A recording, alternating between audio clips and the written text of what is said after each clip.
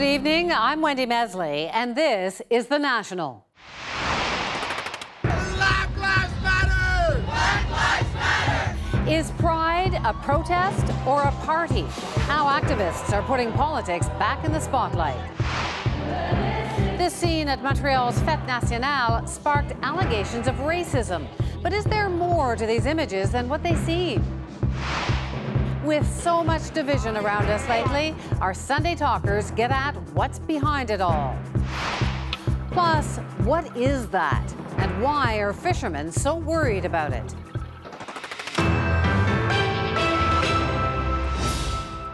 Today was a day of celebration for the LGBTQ community, with pride parades in cities around Canada and elsewhere. But beyond the party atmosphere was a brewing showdown. In Toronto, police officers in uniform were not welcome, putting Pride's political roots back in the spotlight. The CBC's Devin Haru has more. They lined Toronto's streets, waving rainbow flags, showing their pride. For the second year in a row, Justin Trudeau marched with his family. It's all about how we celebrate the multiple layers of identities that make Canada extraordinary and strong. And today we celebrate with the entire LGBTQ community. Thank you, guys. Merci beaucoup tout le monde. Happy Pride for everyone. Happy Pride Toronto. And for the first time, an assembly of First Nations National Chief marched. There were no closets in our teepees. There were no closets in our longhouses. Our two-spirited people were highly regarded. But amid the celebration, a cloud of controversy that started last year. That's when Black Lives Matter Toronto stopped the parade and only moved after Pride agreed to a list of demands, including banning uniformed police officers from marching at this year's parade. So upwards of 100 Toronto police and their supporters headed south, invited to march in uniform in New York City's Pride Parade. Well, it's very sad that we had to come down here. Couldn't even march in our own city of Toronto. But like I said, we're in New York. What a great place to be. A small group of protesters was arrested after sitting on the street and blocking the route. It's unclear if they belong to any group, but they appeared to be making a statement against police. The New York chapter of Black Lives Matter sent an open letter today saying they were inspired by their Toronto counterparts and that they want uniformed officers banned too. Black Lives Matter! Black Lives Matter! And back in Toronto, just when it looked like Black Lives Matter wouldn't show up, they appeared, not registered as participants, but vocal. So our police can't just escape us and know that they're not going to be held accountable. Folks in Black Lives Matter New York reminded our Toronto police that no matter where they go, black people will resist them. We know where you are. We know what you've done. The anger still raw. Even so, Toronto police and Toronto Pride are already talking about whether or not uniformed officers will be welcome next year. Devin Haru, CBC News, Toronto. There was pride and protest in Minneapolis today as well, as demonstrators briefly halted that city's parade. At least 150 Black Lives Matter demonstrators and their allies shut down the event not long after it began, protesting the city's decision to allow police to take part, and the acquittal of a Minnesota police officer in the shooting death of a young black man last year. After about 20 minutes, they moved on and began their own march about 2 blocks ahead of the main Pride parade. There was far more than just a temporary disruption at the Pride parade in Istanbul. Police aggressively shut the whole thing down. But why that happened depends on who you talk to. Neil Cooksall explains. Istanbul Pride organizers came with a strategy. They knew they wouldn't be allowed to gather en masse, so they tried to walk down Istanbul's famous Istiklal Street individually, trying to mix with the packed crowds of locals and tourists. But there were hundreds of riot police and plainclothes officers at every turn ready to stop them. So anyone that police deemed to be part of the LGBT community was turned away, and in some cases, pushed, shoved, or even dragged away, including reporters who were trying to speak with them. After years of peaceful pride parades, Istanbul's governor has denied organizers permission to hold the event since 2015. This time, they cited security concerns. In the last 2 years, Pride has also fallen during the holy month of Ramadan. Critics of the government allege that's part of the real reason for the ban. But those trying to mark Pride persisted. And though they may be released quickly, the majority of those who were detained were Pride participants. Organizers knew it might come to that. But even before they tried to gather today, they released a statement. And in that statement, they said, "We're here. We're not going anywhere. Get used to it." Nil Köksal, CBC News, Istanbul. A parade in Montreal is also sparking controversy. The city's Fête Nationale celebration yesterday was supposed to showcase Quebec culture, but now it's drawing criticism about diversity and inclusivity. Kate McKenna picks up the story. The video is striking. Non-white teenage boys pushing a float carrying a white Quebec singer while scores of people dressed in white walk behind. Félix Bruyère shot the video and posted it on Facebook. It's now had more than 1 million views. I know it's a coincidence. It just feels like a series of seemingly unrelated bad decisions that culminated in that perfect picture of like something terrible. Organizers say the whole thing was a misunderstanding and that the boys pushing the float were actually volunteers from this Montreal school. The idea was to be eco-friendly, no motorized floats. Nous excusons s'il y a des gens qui sont sentis choqués par ça. We're sorry if people are shocked, this organizer says, but this year, more than ever, he says the Fête Nationale parade celebrated diversity. Emily Nicolas says her stomach sank when she saw the float yesterday. It was very disconcerting, it was very uncomfortable, and it was actually hurting. Nicolas shot this video of another float where black participants are seen pushing white people.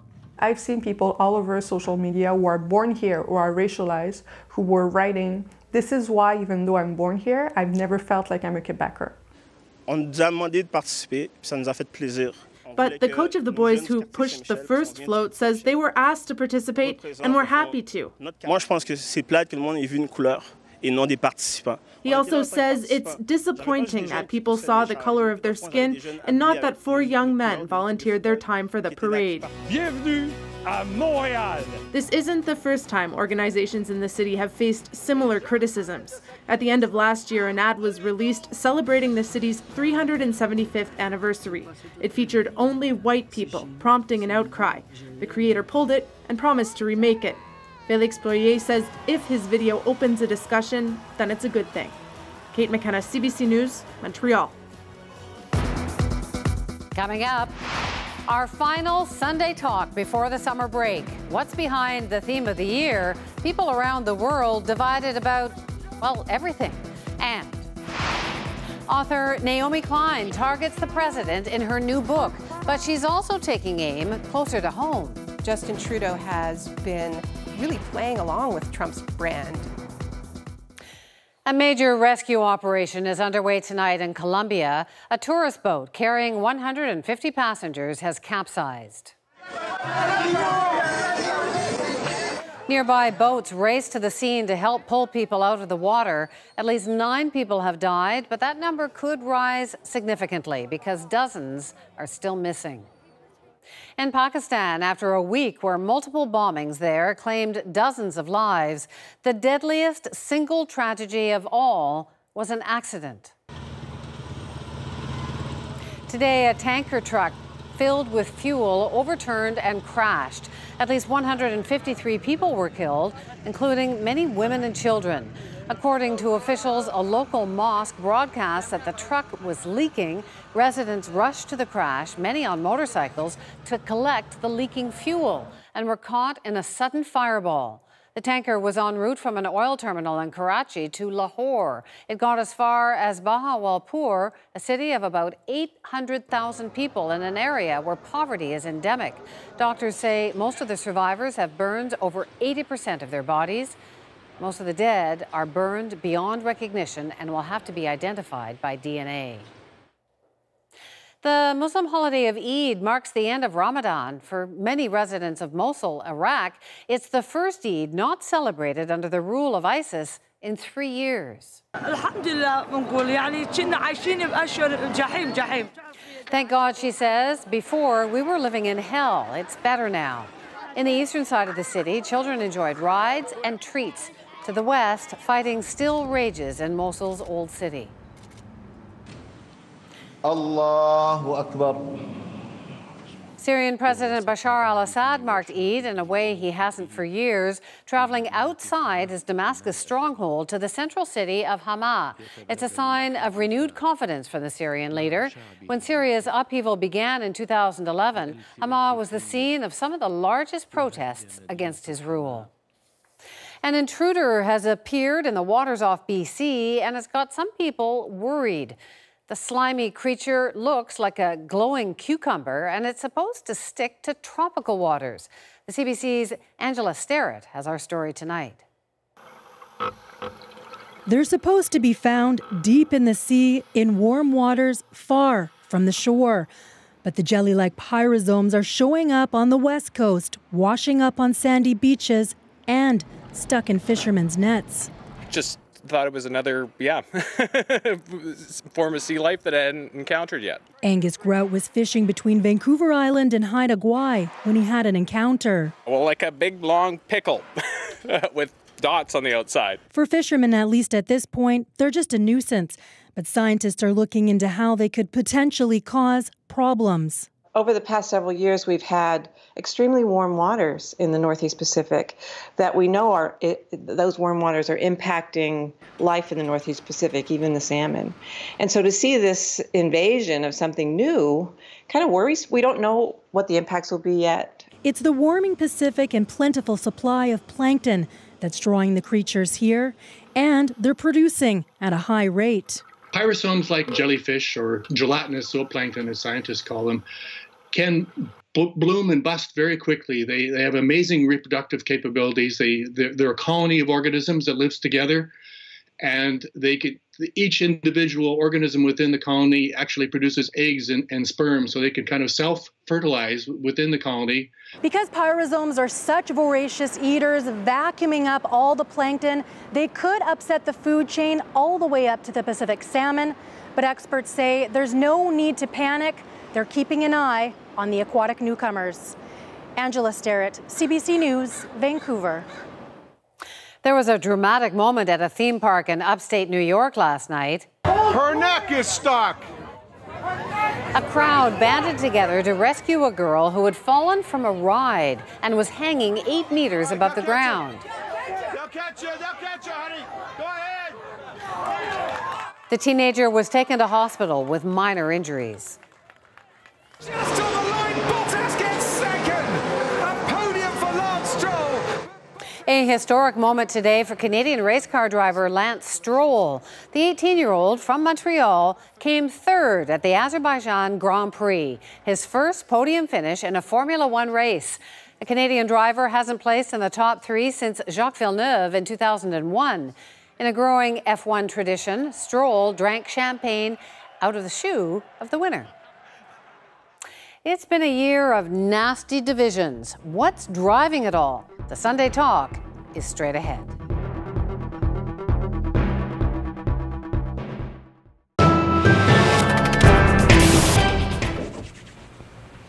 And this is something else that's in use now and will one day be a part of every home. It's called the video phone. It's very simple to use. Pick up the dial, punch the buttons,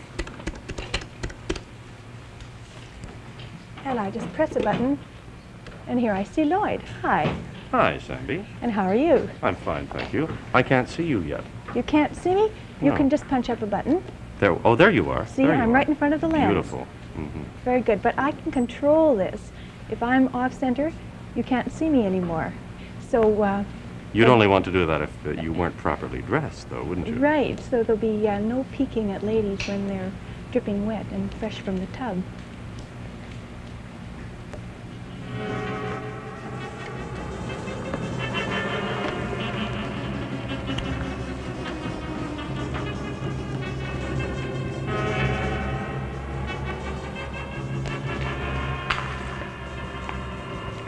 Say, what's going on here?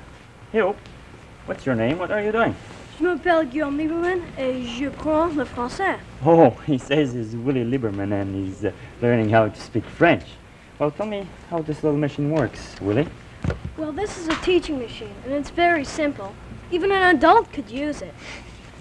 You see, in this box on magnetic tapes are 22 15-minute French lessons. So say I want lesson number 5. I turn the dial and pull the switch. Yes. Now, after each phrase in French, there's a pause. So if I want, I can repeat the phrase into this microphone right here. And it will be recorded on another channel. Later, I can turn back and hear both myself and the teacher, and I can check my pronunciation. That's great. I say, Willie, how would you like to have a nice, juicy hot dog? Oh, oui, Oui. monsieur. Bon, très bien. Sandy, can we use your oven? By all means, go Oh, right viens, mon vieux, on va manger quelque chose de bon. Viens. Viens. Lloyd, Willie's machine is not experimental. It's actually being used in schools today. Well, now here, Sandy, I see a very old and a very beautiful painting. It looks great, but I don't quite see the point. What's this got to do with the future? Well, it is very beautiful, I agree, and it's real. It was painted by Albert Cuyp, and it was painted in the 17th century and now hangs in the art gallery in Toronto. It's worth about $20,000. You see, some things won't change. Ovens and telephones and teaching aids make it newer and more progressive. But this painting represents something which is very dear to us. And that something, in a word, is art.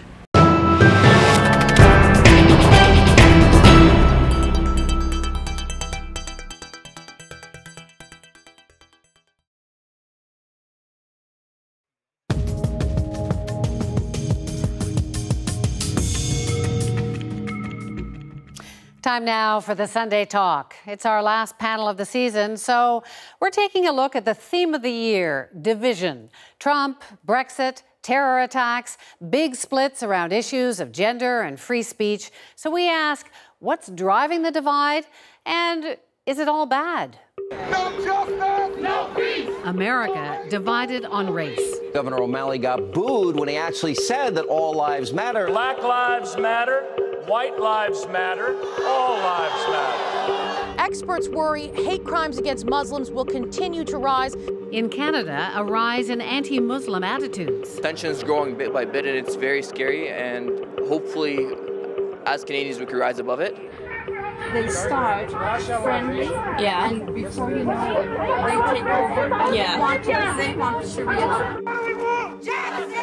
People in both countries divided on gender issues. This is about allowing men into restrooms, locker rooms, and showers with young girls and women. My wife needs to use the bathroom right now. Which one does she use, the boys or the girls? Brexit was the great divider in Britain, fear about lost jobs and rising immigration. Basically, we've had enough of it, basically. So it needs to be stopped. I think there's too many people here that shouldn't be here. Donald Trump, go away! Racist, sexist, anti-gay! And perhaps the biggest divider of all. I am your voice. I'm going to bring our jobs back. I'm going to bring our manufacturing back. Donald Trump made the animosity even sharper. The establishment and their media enablers wield control over this nation. Anyone who challenges their control is deemed a sexist, a racist, a xenophobe, and morally deformed. Quite the year. Joining me now, our panelists. Supriya Dwivedi is a talk radio host in Toronto. Lincoln Anthony Blades is a columnist with Teen Vogue, writing about race, culture, and politics. And Tasha Carradine is a talk radio host and columnist with iPolitics. So it was a pretty interesting year if you're a journalist or pundit or a columnist, but a little rough for the world. Anyway, I'm going to start with you, Supriya. I mean, what drove all of the division this year, do you think? So I think a big part of it is the fact that for a very long time there was a homogeneous sort of ruling class that was never used to having any of their positions challenged either publicly or privately. And now with the advent of some equalizers like social media, you now are hearing from a number of voices that we never really used to include in sort of the mainstream debate. And I think that's what you're seeing a lot of pushback. I also think there's an aspect to this, both on the left and the right, in which you need to be ideologically pure. So it's not just enough to want to reform Obamacare, let's say, and to improve coverage, but you have to dismantle it altogether and go with single payer. And I'm not saying that's necessarily bad, but ultimately, when you can never have any sort of nuance, I think that leads to greater divisions, even amongst people that would normally say that they're on the same side of a debate. What do you think, Tash? Is it all reaction to change, political change, or is some of it economic too? Well, I think division follows disruption, and I think I agree with a lot of what you just said, Supriya, because I think there's a piece of it around people wanting to make their voice heard, people who also, you've seen a lot of immigration changing the nature of who is in our society, and new people feel excluded. Many people say, people of First Nations, for example, say they have not been included in the conversation. And because we have institutions also that allow people to express their voice, whether it's human rights tribunals or social media or other places, they're able to do so. Technology and technological disruption is the other big thing I would say, and I'm not just talking about the internet, but robotics and the changing nature of the workplace. And a lot of what fueled Donald Trump and his rise, I think, is the sense that the heartland economically of the United States has been gutted. And a lot of the people who are being told, as in white people, is like, you have privilege, are saying, wait a minute, we actually don't. We've lost our jobs and no one speaks for us. And Donald Trump, unfortunately, does speak for us. And as a result, you're seeing this pushback that you alluded to. People say we feel that we are being unfairly attacked in some ways. So much there. Start with what's your basic take, Lincoln? The way I've been looking at the racial division that we've been seeing, I don't know if I would necessarily ascribe it to being economic. I don't think it's about economic anxiety. I think that socially we've regressed. And what we've regressed to is that arguments that we once said were completely okay with, we're now sort of relitigating. And we're relitigating people, we're relitigating Muslim rights. Are you a citizen or not? Do you deserve human rights? Civil rights in the United States of America, the Civil Rights Act that Martin Luther King passed, or that he helped inspire to get passed, the Housing Rights Act, those are now being repealed by Jeff Sessions. So the idea that we're equal citizens who deserve equal rights and equal housing, that's being literally stripped away. And the problem is that instead of talking about these things in a qualitative manner, we're talking about how a lot of white people feel when they get mean tweets aimed at them for the comments that they make on social media that are insensitive. It really feels like we're living in two different countries. Well, I would say actually that a lot of what you're saying, I don't disagree with, but I think the piece around Islam, and that is a more, I guess, a phenomenon that has a lot to do also with events that have taken place, where people will unfairly ascribe to all Muslims, for example, terrorist connotations or other things. And that is a reaction that we've seen since 9/11. I mean, it is not something that was, just created out of thin air. Unfortunately, there is a reality that there is Islamic extremism, but people will ascribe it to a larger group. But they also have a place to speak it, and that goes to the forums we have where people will say things and spout off in a very vitriolic way. So when we're talking about the divisions that we have and how deep they go, we can talk about Muslim extremism, that's fine. But then when do we talk about like white male extremism? When do we talk about domestic terrorism that's been driven by white males who are ideologically against inclusion? Like the problem that we have is that when you talk about these deep divisions, there's one side that's being heard and they get to say everything that they want and then claim that they're actually being repressed in thought. And then there's another side that's actually falling victim, physically falling victim to the other side's But hate. we have talked about violence by the police in particular against the black community. If you're talking about specific instances, there are of course a lot of racial instances and discrimination that do not make the headlines, but at the same time there are some that have. And that again, that's the flip side to forums where you can speak out, and Twitter and other places where people do bring that to light and bring that conversation out. But it's not a pretty conversation. Well, you were talking, go ahead, Supriya. I was just going to say, but I think a lot of the time our debates they're false equivalencies. Like it's one thing to say that you feel like you're self-censoring, let's say on a social media platform because you're afraid of people calling you out. But there's another thing if you're actually being, brutalized by police violence, or if your rights are being stripped away. Like it's not the same. Like you get what I mean? Because I self-censor all the time too. I don't consider myself, a victim of the Twitter mob or whatever you want to call it. Well, there's a balance too to censorship and self-censorship, because I think a lot of people say things, they feel under the cloak of anonymity. They can say all sorts of things they wouldn't say to someone's face, which in that self-censorship I actually would rather see more of, more thoughtful conversation. But it's hard when people are driven by emotion too. So there's so much. All of this is being played out, and not everybody is on Twitter or Instagram or online even. But more is being expressed. Is that a good thing or a bad thing? I mean, generally, is it good that people are having these debates, or are we heading down a very dangerous path? I think the nature of the debates is heading us down to a very dangerous path.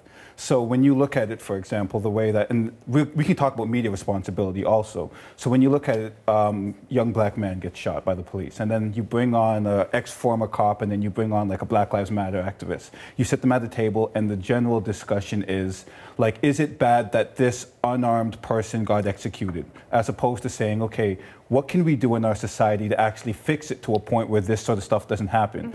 The nature of the discussion is incivil. What do you think, Supriya? Is it getting better or worse overall? Like, is this division, these debates, as fractious as they may be, are they leading towards something positive? So I agree with Lincoln in terms of the debate themselves. They can sometimes be, you know, that's a bad thing, that in fact that we're debating people's humanity and debating people's civil rights when it comes to equal protection under the law. But I think ultimately when you're talking about the kinds of change these sorts of debates have sprung forward, like the advent of and just how great Black Lives Matter has been, not just in Toronto, but, you know, across North America, with getting these rights heard and getting people to notice. The fact that we're having open discussions about rape culture, even though, you know, there was just a mistrial with Cosby, but we're all sort of talking about it in a more open forum. I think that's ultimately good. But if you're a minority, then at this point in 2017, like, you don't want the discussion. No, of course not. You want the results. No, but you have to have the discussion too in a way that doesn't exclude. If I could just, because you mentioned Black Lives Matter, I just want to jump in for one moment, because the whole conversation around the Pride parade in Toronto, for example, and the exclusion of police in uniform from that has very negatively impacted a lot of people's opinions of Black Lives Matter and the way they went about it. And I would, but the only thing I would say with that, and I don't disagree, because, you know, our inboxes, I'm sure, are very similar when we talk about this sort of stuff on the radio, but ultimately I would say that I don't know if those people were ever really for Black Lives Matter or for but can we just, the point I want to make here is that Black Lives Matter wasn't born out of an idea that sprung off by watching a movie. Black Lives Matter was sprung off of the idea that Black lives did not matter. It did not matter statistically in the amount of times that we've been victims of state-sponsored violence, and it doesn't matter in the way that we've been treated. But do you think that the movement is gathering fans or people or greater understanding? But this is the thing, and I don't think in order to care, I was going to say, in order to care about... But to Tasha's argument that it's alienating people, does that accomplish the goal? So Black people in our society in Canada, where we try to be a very inclusive community, Black people are victims of systemic racism. The Indigenous people are victims of systemic racism. So when a group comes along and they start advocating for change, this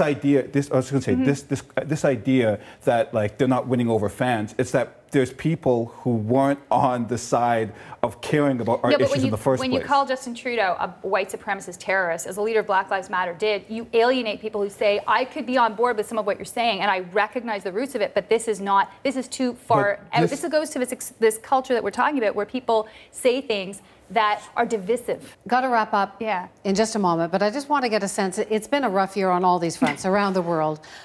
What is your sense generally for this year coming? Do you see things getting more fractious, each of you, or do you see people starting to listen to each other? I think I do see things continuing to be fractious, and I go back to just one quick point, which is that I do think economics does drive a lot of this, and the sense that it's not simply violence against groups, but the sense that they are excluded from the economic mainstream and success of other groups that is being challenged. And that upheaval is a longer-term process to resolve. So things may, in fact, get more, heated in terms of our divisions. But I think ultimately, as long as goals keep being met, I think it's good. If you look at the way that Black Lives Matter has pushed the conversation forward and actually gotten policy changes done, I think it's good. And just to go back to the divisiveness, back in the 60s, it's not like people were lining up to support Martin Luther King or Malcolm X in any way. So this is always sort of existed. I think whether you think that we live in a poor town or whether you think we live in a big rich town, at the end of the day, it seems to be minorities who are getting the shorter end of the stick. And until we start talking about those issues and not how they make people feel, but actually how they're actually being treated. But your prediction, better or worse this year? It's going to get worse, but depending on how the silent majority, it's up to them. Thanks so much. It's been quite a season. Thank you. Thank you. Yes. So next, we'll get another perspective on that divisive brand of Trump politics. This is part of why the traditional scandals don't stick to Trump. Our interview with author Naomi Klein.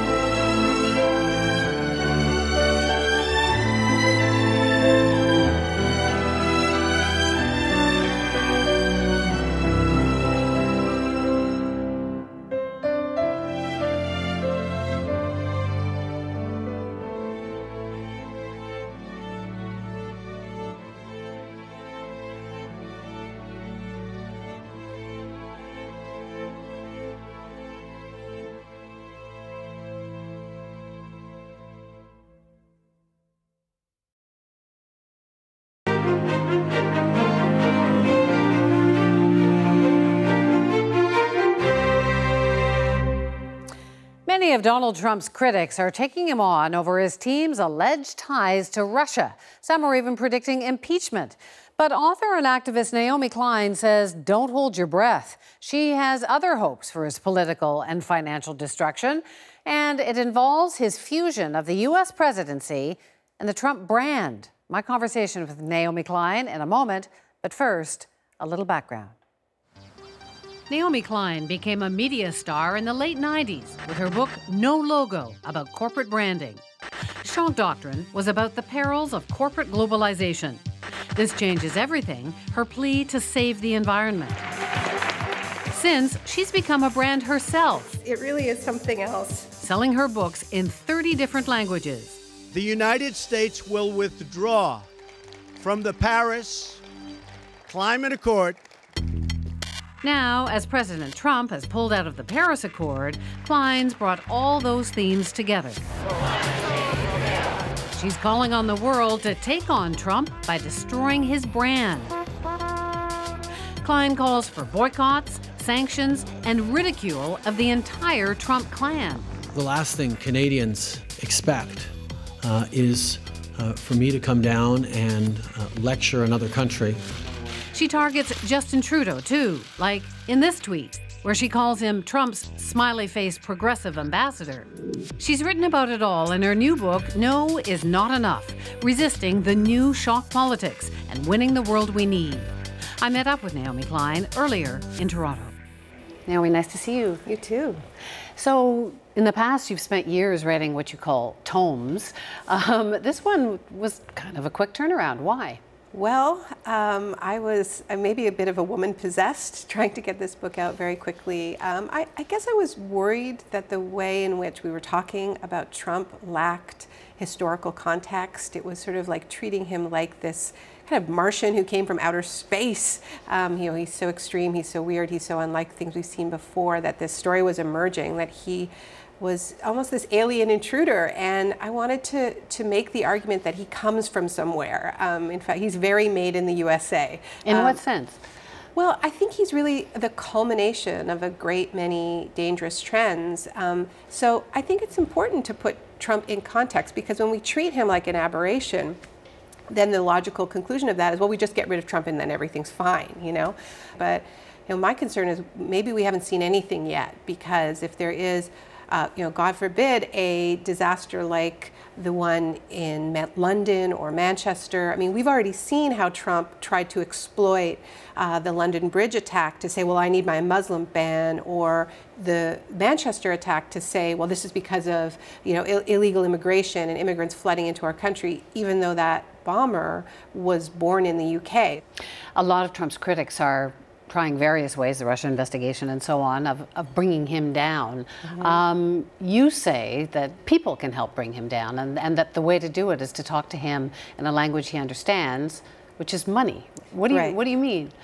So look at Trump on his own terms, right? He is first and foremost this mega brand that he's built over years, right?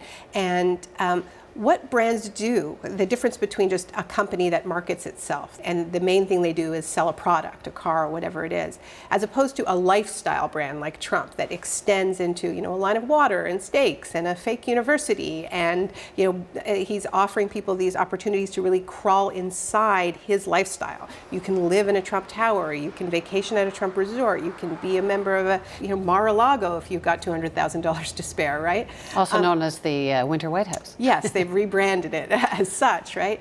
So, I think Trump has turned the U.S. government into an extension of his brand, and his relationship with his voters is very unlike the traditional relationship of a politician and its constituencies who have a right to demand accountability. They have much more of a fan-based relationship. It's much more about identifying with him and his family and wanting a little piece of it. So then how do you fight that? How do you harm the brand? So what is the Trump brand? What is he selling? And this is part of why the traditional scandals don't stick to Trump. His brand that he has been fostering over many years is completely immoral, right? So that's not true of every company. Some companies sell the brand of community or belonging or transformation or empowerment. Those are easier to mess with, because then you can just sort of contrast these highfalutin values that a company is selling and maybe how they're treating their workers. Trump is different because his brand is just, I'm the boss. I'm a killer. That's a phrase he likes a lot, which means, you do anything to win. His brand is money and power, and his personal brand is being the boss who can get away with anything. I mean, you think about that Access Hollywood tape. What is he saying? Well, you know what he said, right? And when you're a star, they let you do it. You can do anything. Whatever you want. Grab them by the you can do anything. Because I'm a celebrity, they let you do anything, right? He understands that that's his brand. But you had people marching in the street about that. You did, but it didn't. It doesn't change anything. It doesn't change his base's relationship to him, because what Trump is doing is fulfilling the promise of his brand. So then, how do you change that? You're asking for people to rise up somehow. How? Well, one of the tools is to erode the brand on its own terms, showing that he is not the boss, that he's not as powerful, that other people are pulling his strings. That hurts him. But the main way that I think you hurt the Trump brand is because the centrality of it is, I am rich, and because of my vast wealth, you have to trust me to run a country despite the fact that I have no experience in that, is actually to make him less rich. So how do you do that? Well, he's made this extraordinary decision not to divest from his business. He hasn't put it in any kind of blind trust. It's in the hands of his two sons, who often act as political surrogates for him. And we, in fact, just heard directly from, I believe it was Donald recently, who said that they're showing Donald Trump their profit statements regularly about how the business is doing. There is no firewall. He's profiting directly from this whole web of brands that he has out there.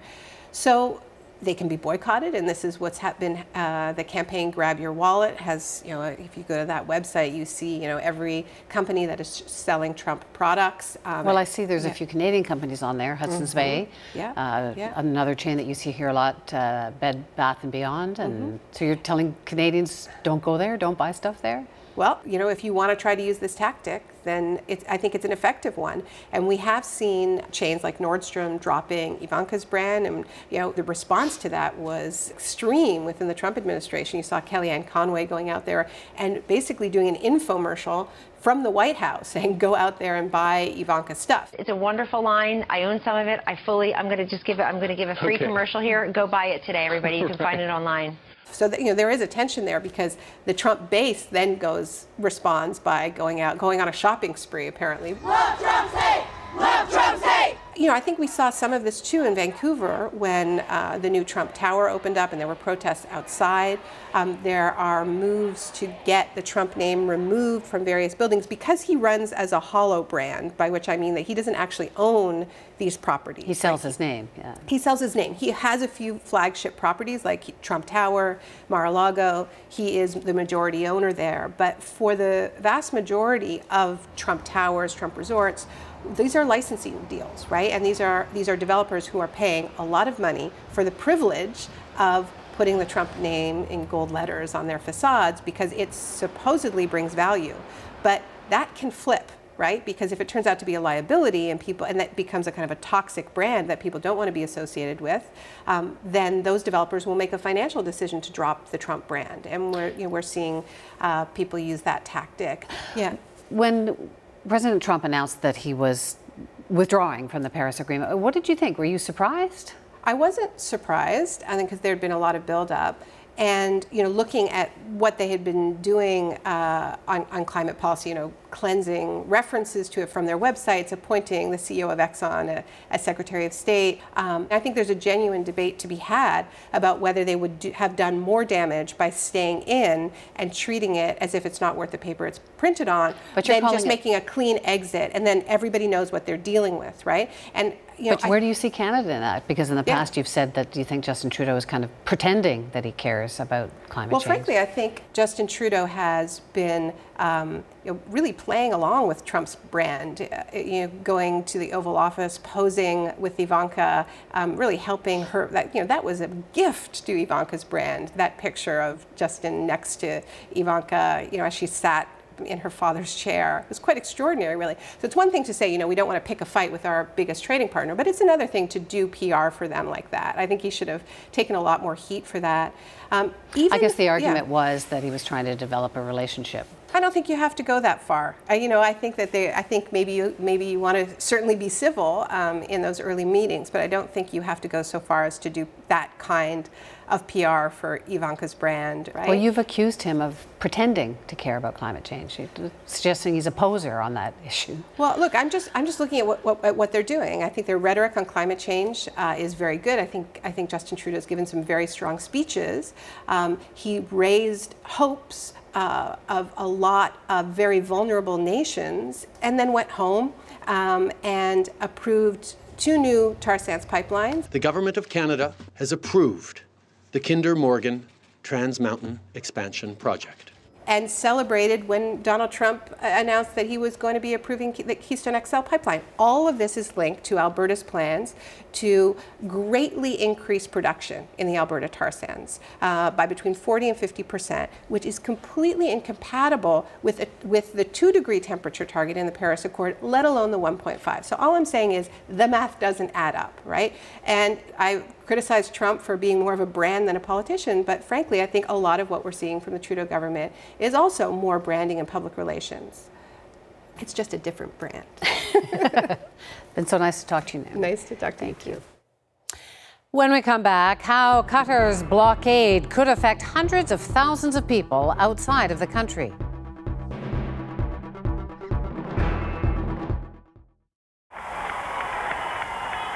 It was as if all of London was in love. 600,000 people filling the streets, come to share a special day. As they cheered every carriage, and as they listened quietly to the ceremony on the speakers, I pronounce that they be man and wife together.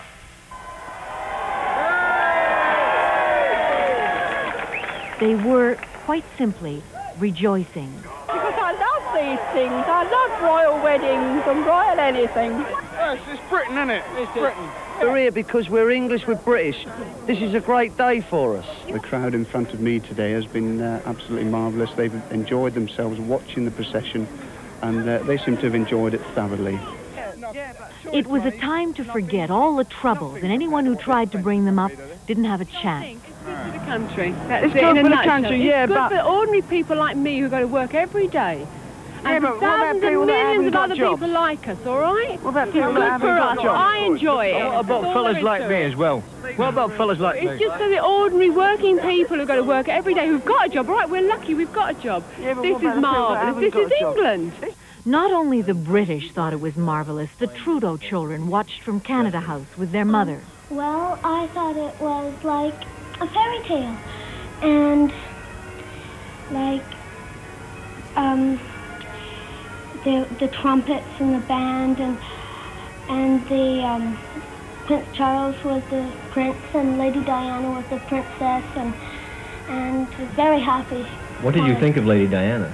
I think she was very beautiful, and I'm glad that Prince Charles has picked her. He has made a very good choice. Misha, what did you think of the whole thing? I think the band was nice. I'm a musician myself, so I would think it's nice all the time. Lady Diana was nice, Charles was nice, the church was nice, the Queen was nice. Not just the children, but all the world seemed captivated by the beautiful princess in her magnificent dress. She looked beautiful. She had lovely frills around here, and she looked like a lemon colour, didn't it? Lemony cream, it wasn't white. Lovely. Even as they saw it, this London fashion house was copying it, frantically working from a sketch made the moment the bride appeared on television. Ours is white, hers was ivory, more to cream. Secondly, really the important thing is we are not using pure silk, we're using artificial silk, and therefore it's a lot cheaper than Lady Diana's or Princess of Wales dress would be if one could buy it, which of course you can't. Within hours, 3 copies of the dress will be in London stores. Within days, thousands. The wedding has obviously been a tremendous boost for the British fashion industry and for the British economy, and also, perhaps above all, even if only fleetingly, for a faltering British spirit. Eve Savory, CBC News, London.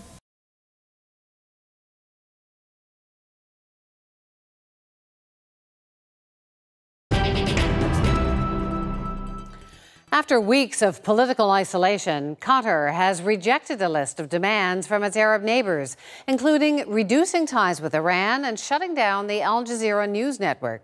Saudi Arabia and its allies accuse the tiny Gulf nation of supporting terror. But now there are concerns the diplomatic crisis could have consequences elsewhere. Derek Stoffel explains. This is one of the biggest construction sites in the Gaza Strip. Workers are building the Palace of Justice, a massive courthouse complex. And it's the government of Qatar that's picking up the $13 million price tag, providing jobs for dozens of Palestinians. If it wasn't for Qatar, we'd be sitting here doing nothing, he says. I'd have no work. Qatar is by far the biggest international backer of Gaza, pledging to spend $1.3 billion for all kinds of upgrades right across this coastal strip, including repairs to this major road. But there are worries here that the Qatari cash used for these projects could dry up. Sanctions imposed by several Arab states, including Saudi Arabia, could hit the oil-rich nation hard, and that could affect Gaza. With one of the highest unemployment rates in the world, more than 40% of people here are out of work. There are hundreds of Palestinians who are employed in these Qatari projects in Gaza. So it might affect the Palestinians in terms of poverty, unemployment. Saudi Arabia wants Qatar to cut ties to Hamas. The militant group that controls Gaza has fought 3 wars with Israel in the past decade and stands accused of using foreign funds to beef up its military arsenal. But this senior Hamas official says the money from Qatar is not used for weapons. Yeah, no, this is nonsense, unfortunately, because the Qataris, they are dealing with companies, construction companies, and they are deal directly with them. They are not giving us the money. Qatar also spent millions on this vast housing complex, which is now home to thousands of Palestinians. But there are worries that if the Qataris remain embroiled in the regional dispute with the Saudis, the construction here will stop. Derek Stoffel, CBC News, Khan Yunis in the Gaza Strip. Winnipeg St. Boniface Hospital is home to Manitoba's leading palliative care facility. It's a place of fateful choices made at the border between life and death. Now, a year after Ottawa allowed assisted dying, it's on the front lines of a Canada-wide clash between patient rights and religious faith. Aaron Broman explains. It's Catholic-owned, publicly funded, and struggling with medical assistance in dying. It's now banned here after a hospital board decision. In every province in Manitoba, the provincial governments have set up processes that allow faith-based institutions to carry on doing things the way they do them. You don't get everything in every hospital. At first, the St. Boniface Board voted to allow assisted dying. Federal legislation passed last year made it legal for health professionals to help some patients die. But the next day, the Catholic organization that appoints the board added 10 new members. And so, a second vote ended with a ban on assisted death. The Catholic Church would have to accept the idea of shortening life. And the Catholic Church couldn't. But the move has been controversial. It's funded overwhelmingly by taxpayers' dollars. So the idea that the church hierarchy can stack the board of directors in order to force an inhumane policy on the entire hospital strikes me as ethically troubling. The chair of the board stepped down in protest before the second vote. This week, another board member and a doctor affiliated with the board did the same. Our society does need to be asking the question, what is the role? Is there a role? Should there be a role for faith-based institutions in our country? Many faith-based hospitals in Canada are grappling with this issue. Under federal law, they're allowed to choose whether to allow assisted dying on site. If they don't, they have to refer patients who qualify to other facilities. CBC News has learned that at least one patient recently died in transit to another such facility. Aaron Broman, CBC News, Winnipeg. When we come back, a look back at the roots of today's rainbow celebration. Gay pride is an expression we use to say that we're proud of our sexuality. That's next on The National.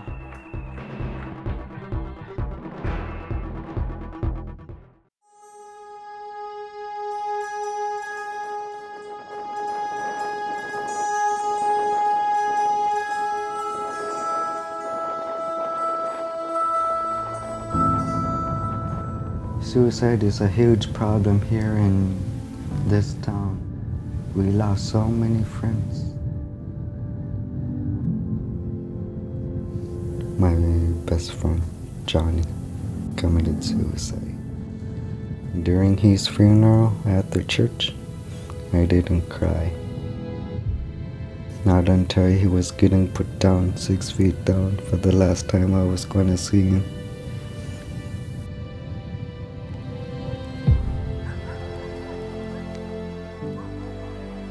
It broke my heart into a million pieces.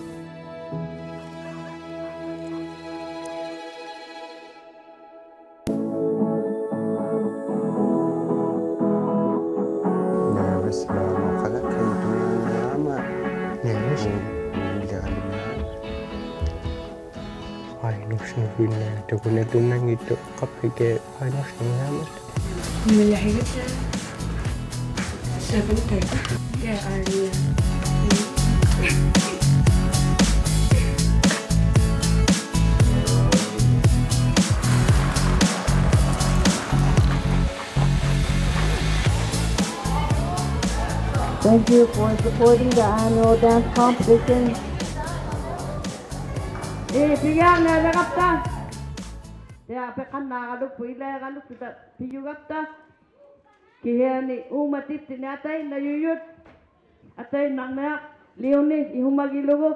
One minute, ni pailaw nata.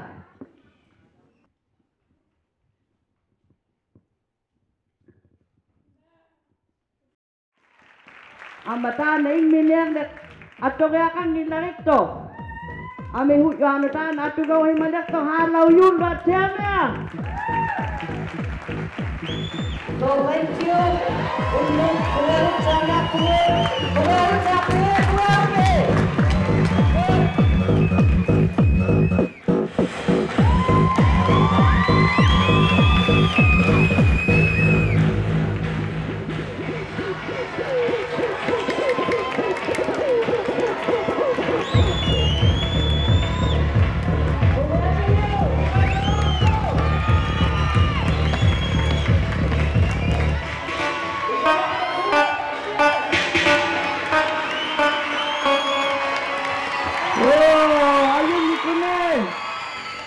Andy Ivalo, you took the hook to low, don't took the chiniak man.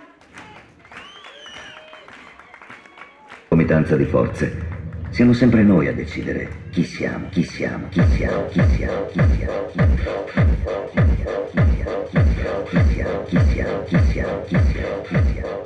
The way I dance to the people who I dedicated to, it honors them. Once they see me dancing to them, they feel happy, respected, care, friendship. Summer is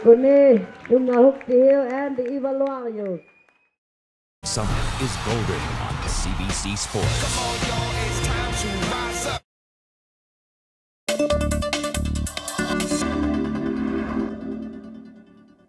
Tonight's top story is also the subject of this week's Look Back. Pride, why people felt the need to create the event decades ago, and how far it's come since then.